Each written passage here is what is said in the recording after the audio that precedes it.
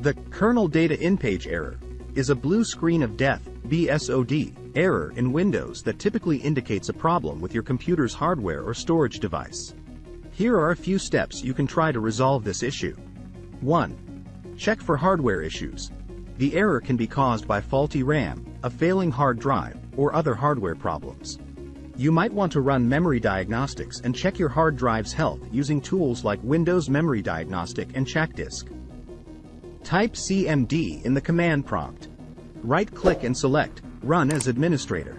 Type CheckDisk F-R-C. You will see the message, CheckDisk cannot run because the volume is in use by another process. Would you like to schedule this volume to be checked the next time the system restarts? Y-N. Type Yes. Type Exit. Restart the system.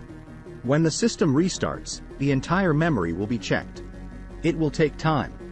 This is most likely to fix the error. 2. Update drivers. Outdated or incompatible drivers can also cause this error. Make sure your drivers, especially those related to storage and hard drives, are up to date. 3. Scan for malware. Malware infections can lead to system instability. Run a thorough malware scan using a reliable antivirus program. 4. Check disk cables and connections. Ensure that all cables connecting your hard drive are secure and functioning properly. 5. Check for system updates. Make sure your operating system is updated with the latest patches and updates from Microsoft. 6. Adjust virtual memory settings. Incorrect virtual memory settings can trigger this error. You can try letting Windows manage virtual memory settings automatically or adjust them manually. Go to Control Panel. Go to Systems. Go to Advanced System Settings. Go to Advanced tab. Go to Settings. Go to Advanced tab. Click on Change. You will see Automatically Manage Paging File Size for all drives. If your hard drive has less than 20% space available, then uncheck it and select No Paging File. If enough space is available, then adjust the size of the page size. 7. Check for overheating. Overheating can lead to system instability.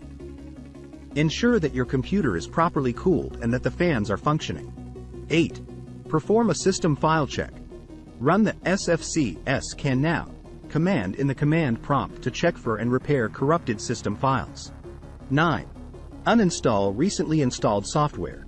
If the error has started occurring after installing new software, try uninstalling it to see if the issue is resolved. Hopefully, your problem would be resolved.